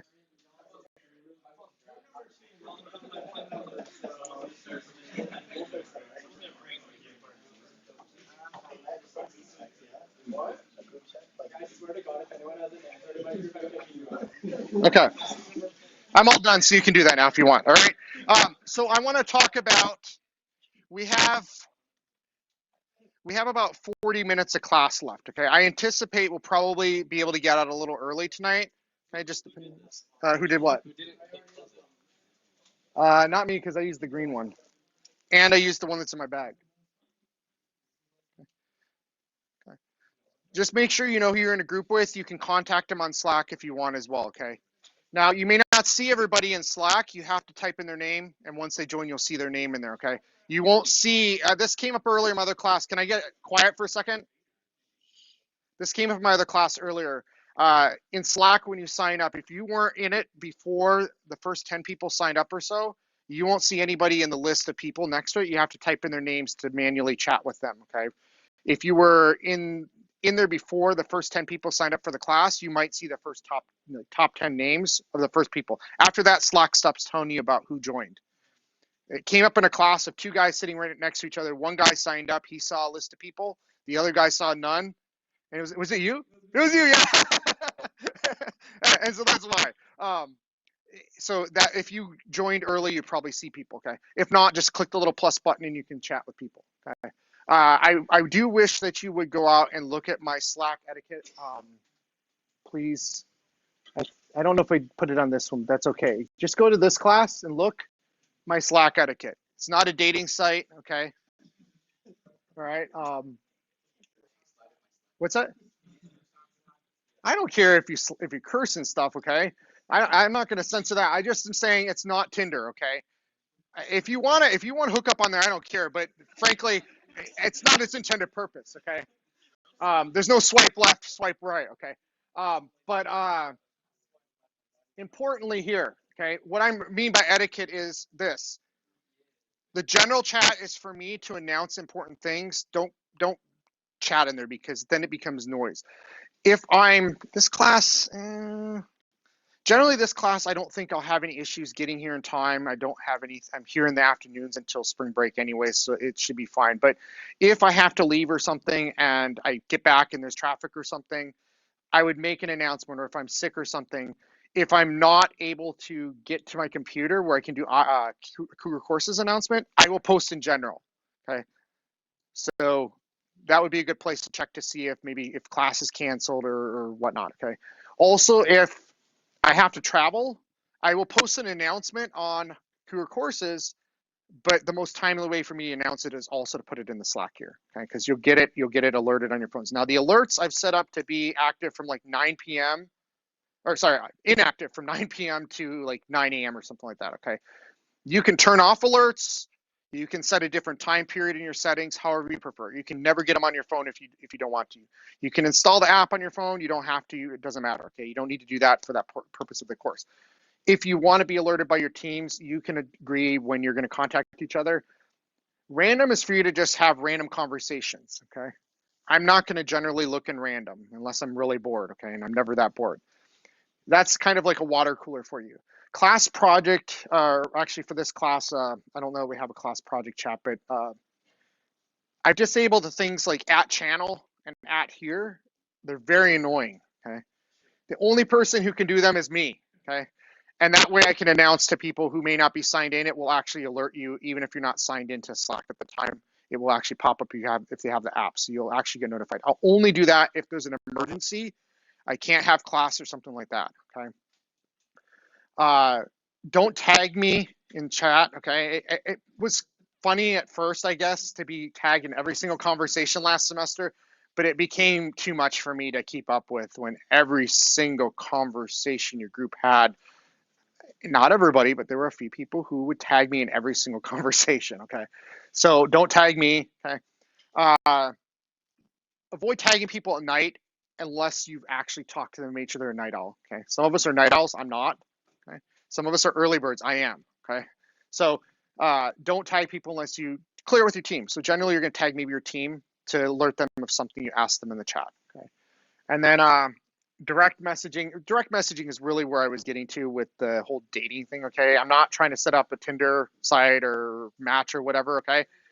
The direct messaging is not to harass others, okay? If it happens, I have to report it to the police and the dean's office and all the other stuff, okay? So please don't harass each other. It's really to help out with this project, okay? The chat functions in Cougar Courses are not very good, okay? This way you have more functionality. If you want to enable apps, by the way, in Slack, I can do 5 in the free version. First people to send me a message requesting me to enable an app, get it, okay? After 5, they won't let me add any more for free, and I'm not paying for it, okay? Believe me, I got screwed last semester by that cloud book.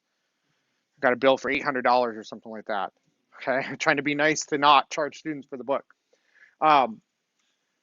Don't discuss grades or personal matters with me over Slack. It's not an appropriate channel, okay? You can ask me general questions and ask the professor. Those are generally for the whole class. If you have to ask me anything else, it's probably not appropriate for Slack. I won't respond to grade questions. I won't respond to questions about personal issues, that kind of stuff in Slack. You should talk to me face-to-face, Zoom, or email for that. And then there's the Ask the Professor channel for any questions. I don't remember if there's a labs channel for this class or not, but if there is, it's really for you to help each other, not to ask me questions because I probably won't see them, okay?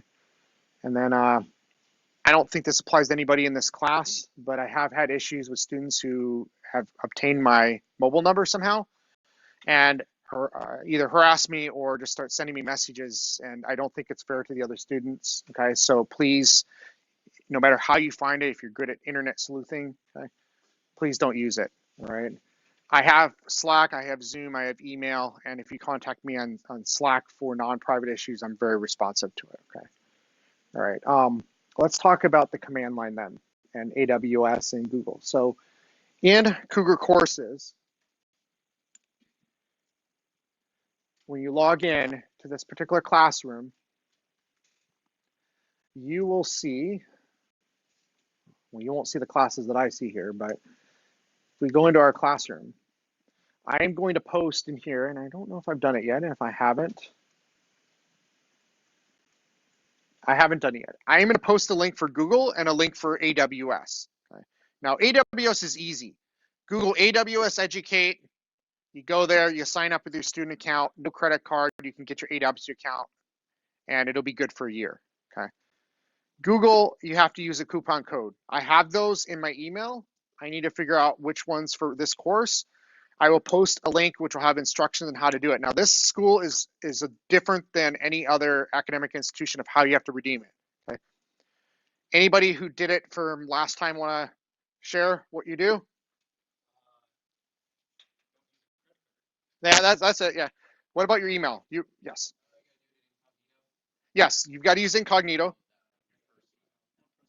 Yes. So you start by requesting the coupon code using your CSU email. That's just to request the code. Once you get the code in your email, they'll email it to you.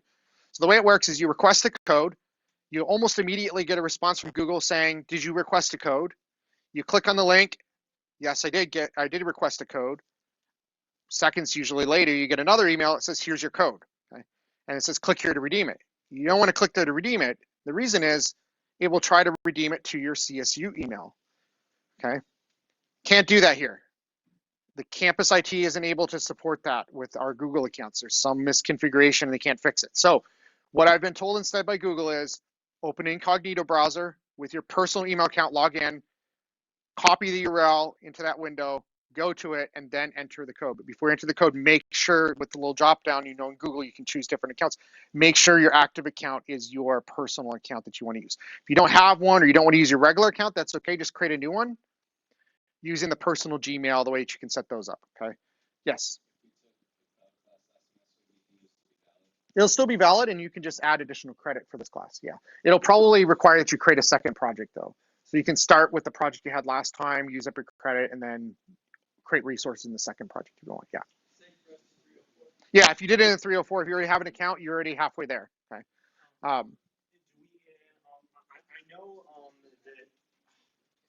I know AWS is free, but for the Google Cloud platform, is that also free? It's free. You'll get a credit, which is good enough for most services that would do you for at least a year. Okay. But the process is a little different. So Google doesn't have a special Educate classroom. Amazon bought the company that does that type of service and folded it into them. So they actually use a virtual Amazon environment that's run by another company that sets it up just for the purposes of schools.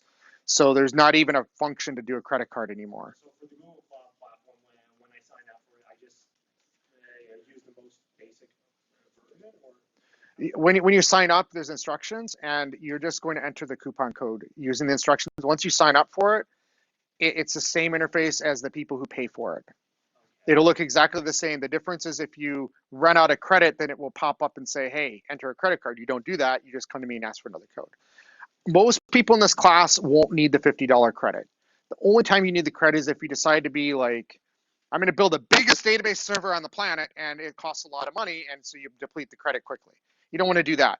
If you use the free tier, which is perfect for one person, it's just you and I who are going to use your database. You don't need anything bigger than either a micro or a small instance of a database server. You don't need anything bigger than that. The reason why I have to use a large size, because they're like small, medium, large, extra large, and then they go up in different iterations from there. I'm running a web server where I've got something like 600 or 700 students this semester, okay, between all my classes. I tried it the first day of class for UCR. They were on my single micro instance of a database and one web server, and it crashed. Okay. And so I spent all night building out a cluster and a highly available environment out in Amazon to handle a larger load. Okay. Now it can scale. Now, please don't denial service my account, please. I don't have the time to fix it. Okay. I'm doing this to make it easier for you. The mobile site with this is much easier to use, by the way. Okay. And I checked it, so it's all accessible, and so it should be all accessible from ADA compliance. So you should be able to use screen readers, whatever you might need to use for it. Okay, but it is much faster to load on mobile, and it formats better than Cougar Courses. Okay, so I can get information out to you in a more timely manner, and I don't have to deal with a lot of the nuances of Cougar Courses that we all hate to deal with. Okay. But to answer your question, it should be doable to do $50 in credit.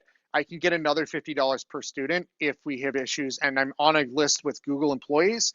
So if there's an issue, I can raise it, and they can probably increase the credit if they see that my class is actually utilizing the credit overall. Okay, but most of you should just be able to get away with a micro or a small database service. When we get to that point next week where we start actually logging into your accounts in class and going through an exercise like this, you're going to want to see, you'll see what I mean basically, kind of the different sizes. If you took the cloud class, you know what I mean by Google sizes. There's different Google sizes, but Amazon's the same thing. They just name them a little bit different, okay?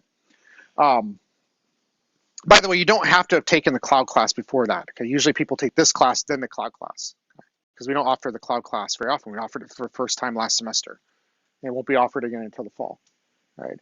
So I will post the information for Google out here as well as Amazon, but Amazon, you can just go right now, AWS Educate, Google it, and you can sign up for free, okay?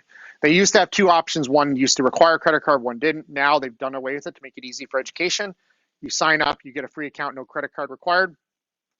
For this class, all the services you would ever need for this class are available through the free version.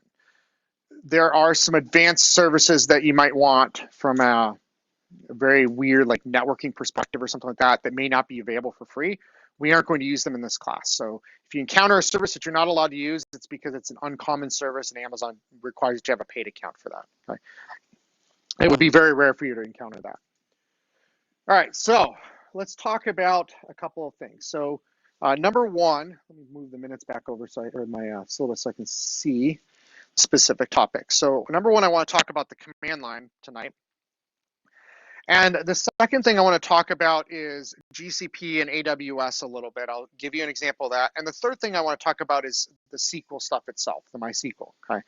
So the command line on a Mac, if you go up to your little magnifying glass here and you type for terminal, this is what it's called on a Mac. Okay? Looks like that. That's my command line for a Mac. Now Windows, you all have on your PCs in the classroom something called either PowerShell or the command prompt, and you'd have to search for it on the start menu, or is it still start menu? I don't know. Windows menu? I don't know what they call it these days. Okay, it's underneath like accessories or something. Yeah, that's it. Yes, yes. So it's going to look something like this, or you can go into the run thing and type CMD, and it'll open up. Okay.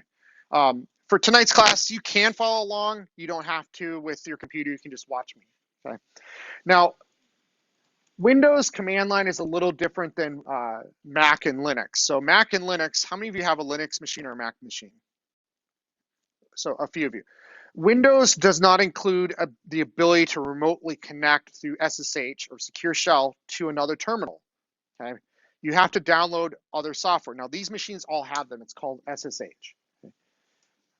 For the purposes of just showing you the basic command line, I'm going to show you on a Mac. On Windows, the commands are different. So on Windows, you would actually SSH using software on your computer to a cloud server, and you can also do that from your web browser, by the way. I'll show you that next, but I want to show you the command line first. We're going to do it through a command line here, and we're going to use commands that work on Mac and they work on Linux. Okay, they're the exact same commands across the board of what we're going to use. Okay? Those of you who had this material in cloud and other classes, please bear with me. We're going to talk about the GCP and AWS stuff next. Okay. This command line is just another interface into my computer. This is my local computer here. Okay. I can check and see what type of applications are running by using commands. Don't worry about the specific commands right now. You don't need to memorize them. Just recognize that I'm typing things and I want to show you what it can do. Okay. I can check and see with certain commands here all the processes that are running, and then I can use another command to tell me specific processes. So if I did this, first of all, this tells me all the computer applications running on my machine, okay? That's a lot to take in, but what if I'm looking for something specific? The power of the command line is I can chain commands together. That's one command, that stands for process state, okay? I can do this pipe symbol above your return key on a Mac and on a PC, okay?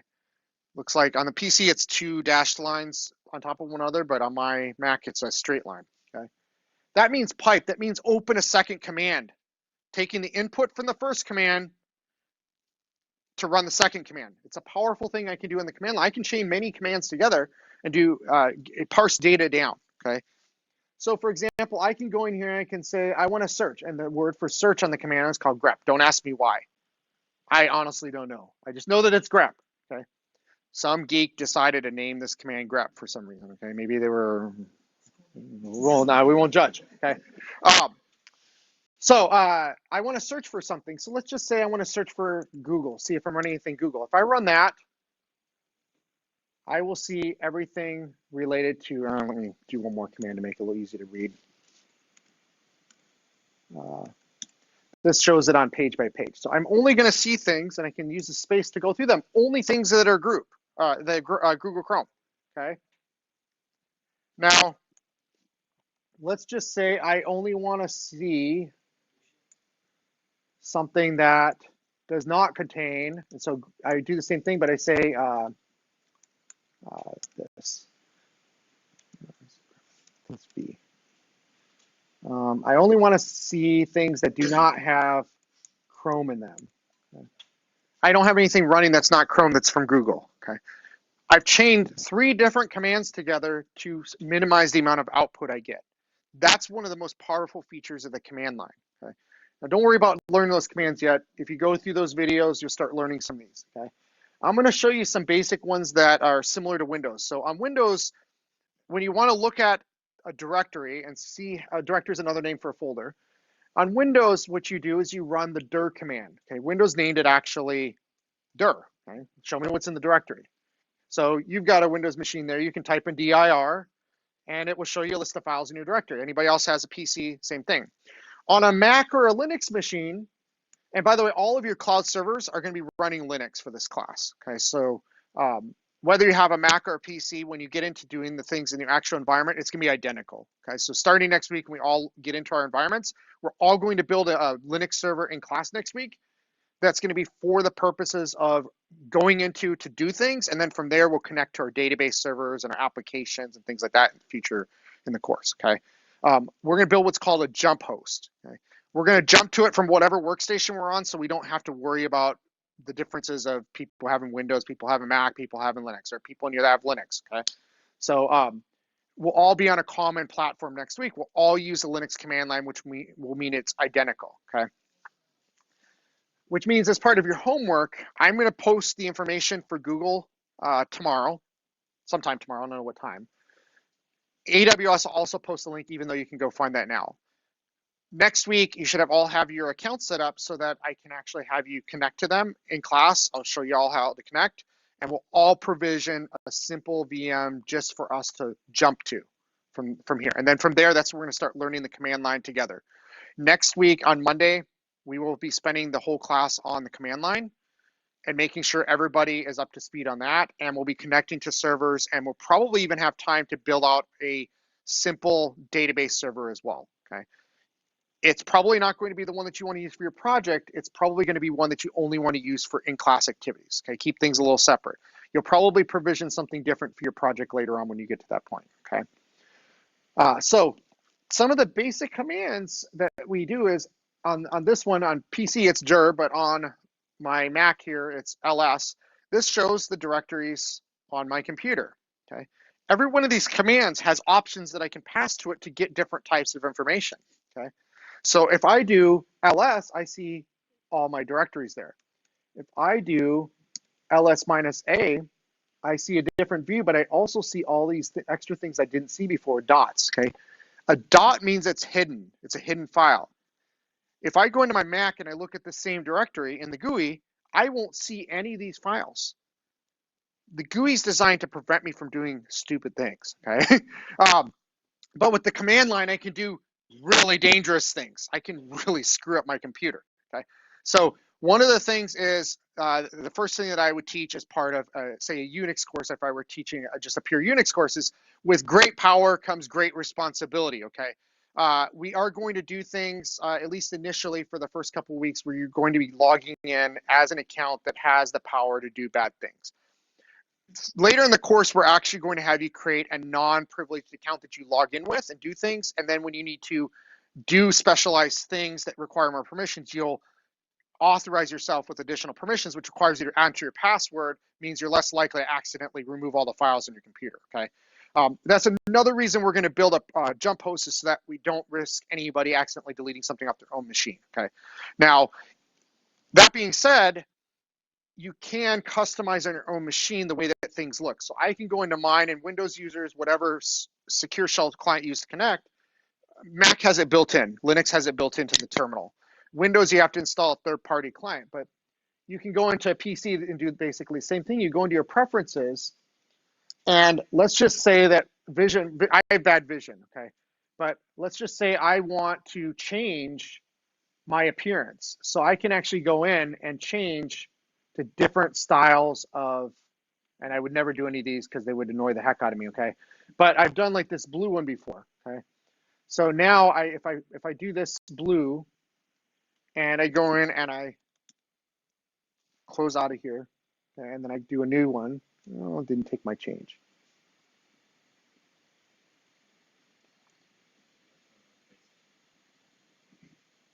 There we go.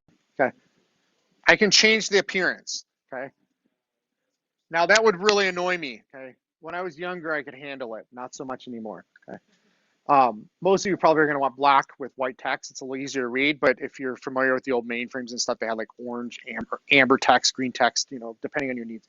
The other thing is you can go in here and you can, this I find annoying, is blinking text. So I could turn this off because I don't want to blink in my screen if something's going on. I find that really annoying. The other thing is I can go in and I can set other parameters here. Okay, so you can set a limit of how far you can scroll back. Okay, the more scroll back you allow, the more memory it requires in your computer. So if you've got a computer with a little bit of memory, this could be an issue. You can have things run on startup. Please don't do this for this class because it's probably going to confuse you if you start setting up startup programs and stuff to automatically launch. I've seen people set it up, do something, forget about it, and then it starts deleting other files. Okay, so it can be very dangerous. You can also, if you prefer different keyboards, you can set up different keyboards to use. You can also do mappings between keys to do different ASCII characters and things like that. Okay, so I don't do anything with this, but maybe you have a reason to. Okay, and there's some other things that you can do in here. You can have an audible bell. You can have it flash if you do something that's bad, like if you try to hit tab and it can't tab or something. Because there is no GUI to pop up, the indicator is the screen might flash or bell. You can set those in here. Okay. The other thing is if there's a problem, you can have it bounce this is a Mac feature, I don't know about Windows, but you can have it bounce the icon if it needs action from you when you're doing something. Okay. So anyways, you've got this command line, and let me make it bigger so you can actually see it. Okay. So one of the core commands is ls, to list files, okay? And I showed you that you can add the a and actually show all files, including the hidden files, okay? You can do multiple options. This just basically shows it with more details. What this is showing me is the file name, when it was last modified, the size of the file in bytes, who owns it, and then the group that I'm in, okay? Unix uses groups and usernames, but if you're just using a Mac's Unix underneath the hood, basically, okay? We have a splashy GUI in front of it, but at its core, it's basically a Unix-based system, okay?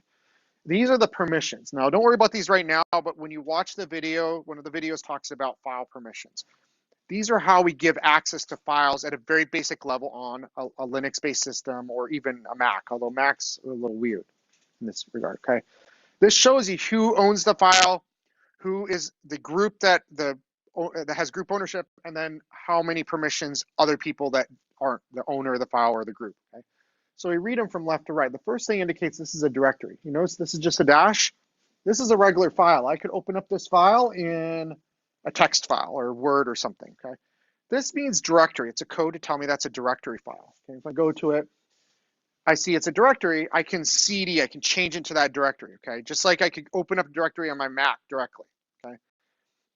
These are the permissions. So the first three are permissions for the user. The next three are the permission for this group. And the last three are permissions for everybody else who might log into the system. Okay, basically the world or other. So what this tells me on this particular folder is that it's a directory or a folder. The owner, myself, has read write, and execute, which means I can open the file and view it. I can write data to the file, and if it's an executable like a program, I can actually launch the file. That's what that means. The next set, read, dash means no permission. So for this one, I have read, I don't have write because there's no write permission granted, and I have execute, okay?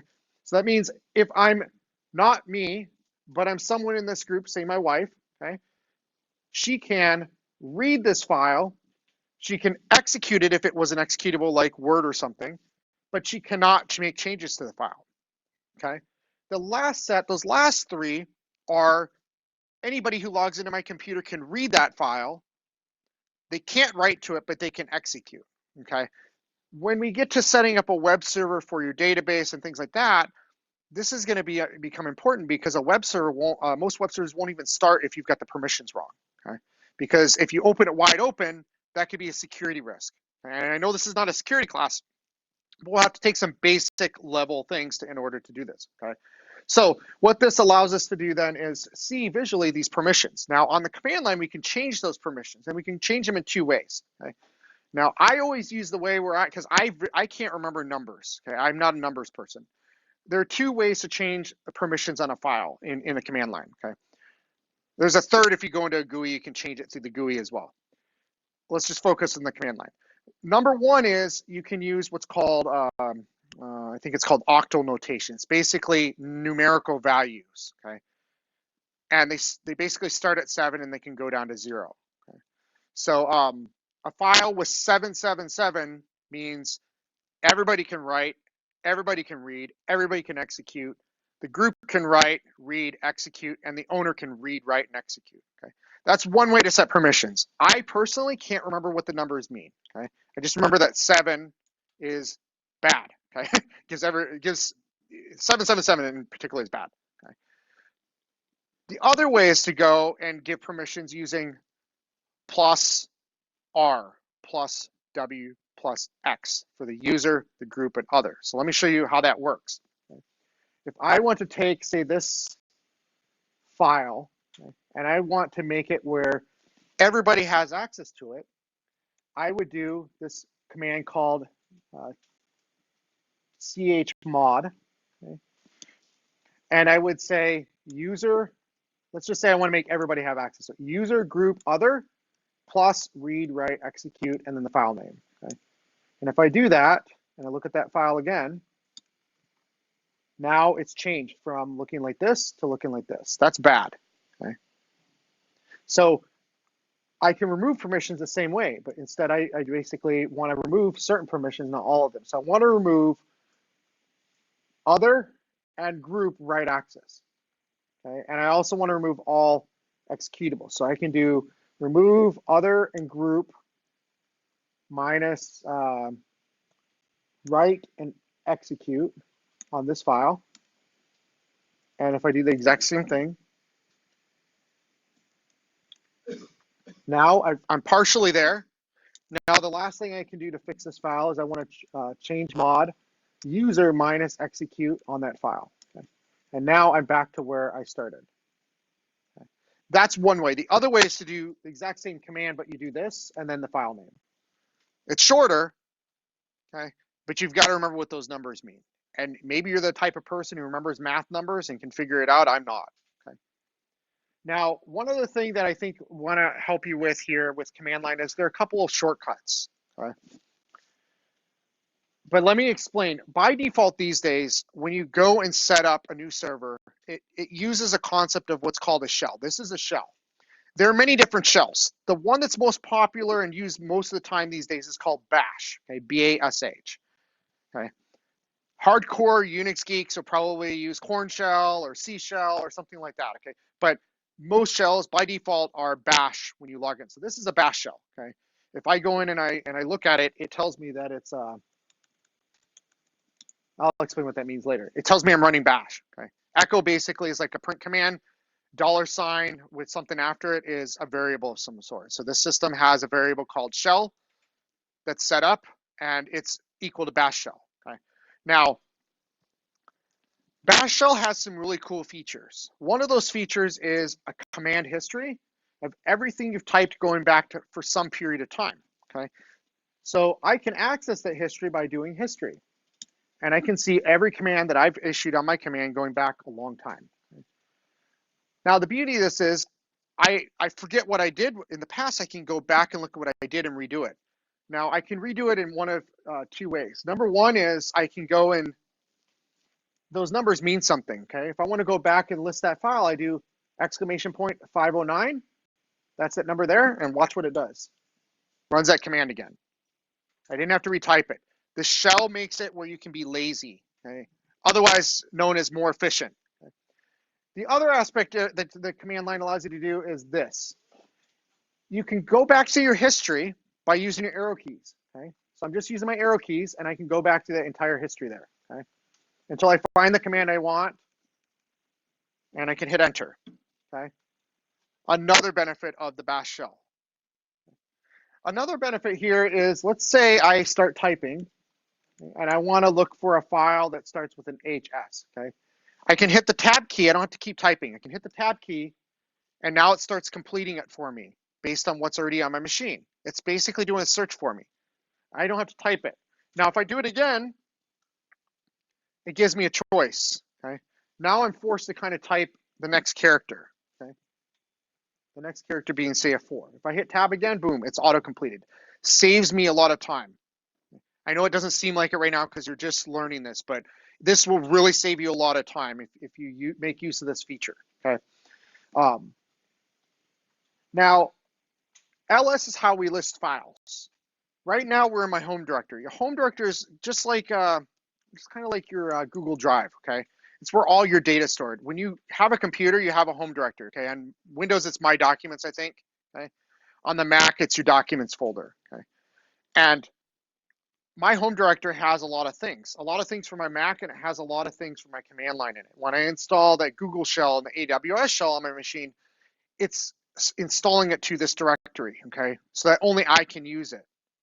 Because I wouldn't want someone else who had access to my machine to go and access my AWS account, okay? They could go bill me for thousands of dollars of things that I don't want to pay for, right? Because I store my credentials in there. So one of the other things I can do is I can change directories and I can print directories. And we'll stop after this because I know that we're getting close on time, okay? Print working directory, or PWD, tells me where I'm at on the system. Tells me I'm in users T Underhill. That's my home directory. Your home directory on your machine is probably users, say a Mac would be users, Johnny or whatever, okay? Whatever your username is when you log into your machine. There's also change directory, or CD. This applies to both Windows and Mac. It's the same command. Now, if I just do CD, it just changes to my home directory, okay? Another way to do it is with this. This means the same thing. If I want to go into a directory here, I look for directories. So I know that my app is a directory, so I go CD, my app, okay? And I can list the stuff in that directory. I can also see what directory I'm in. CD also lets me go backwards, so I go backwards with a dot dot, okay? So if I want to go backwards many directories, I just do this sort of thing, okay? And this will take me back a bunch. On command-based systems, you can't go back any further than root. Root is identified with a slash, okay? Root is the root file system. Just like if you go into the library, okay, and you go through the card catalog, there's probably some sort of tree associated with the card catalog. I don't know, it's been so long since I've looked in a card catalog, but I do remember there's some sort of system for a hierarchy of things. This is like a hierarchy, okay? You have a root level. That's my hard drive, basically. That's just a simple way of thinking about my hard drive, is at the root level, okay? If I look at my hard drive, I can see that I have different folders on my hard drive, okay? On Linux and Unix-based systems and Mac and whatnot, you have these different folders. They mean certain things. When we come in next class, I'll talk about what some of those things are, okay? But we have things like a temporary directory. That's used to temporarily put files while we're using them. When we're done, when we reboot the system, temp goes away and gets flushed, okay? It's a great place for temporary files. sbin, bin, opt, these are places we install software, okay? And then we also have things like var for things like logs and things like that, okay? Okay, so next class, we're gonna get a little bit more in depth in this. I'm gonna show you the cloud systems. Monday, we're really gonna focus on that. Wednesday, we're gonna hit hard with the MySQL stuff. and really start working on that, okay? We're getting out early. I was like, it's not gonna matter for us.